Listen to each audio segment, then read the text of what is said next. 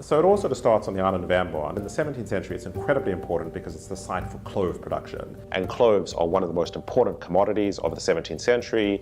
They can be bought in Ambonia and can be sold for a huge markup in Europe.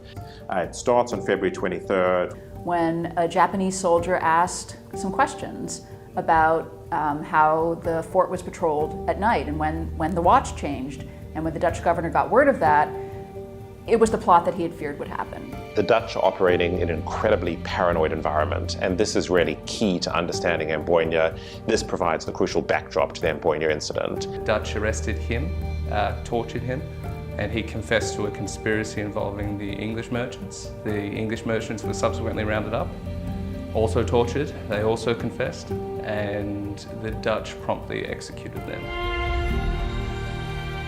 Sometimes when I think about the effects of Amboina, I think about the sort of a ripple coming out of the island of Ambon and reaching in larger and larger circles beyond where it happened. A case like this would have been inconceivable in the 16th century. This is very much a product of the age of globalization that is happening in the 17th century. By the end of May in 1624, people in Europe finally heard about what had happened. And passions are really inflamed by the publication of a slew of incendiary pamphlets on both sides. We see English pamphlets, for example, that seek to damn the Dutch as bloody tyrants.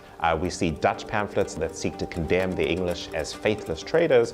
And really, Ambonia very quickly becomes a war of pamphlets. And across the 17th century, you see a decline in relations between England and the Netherlands. And the one constant here is Ambonia is always brought up again and again. The memory of it is continually revived, continually embellished. Amboina endured as a metaphor for ingratitude and perfidy and betrayal.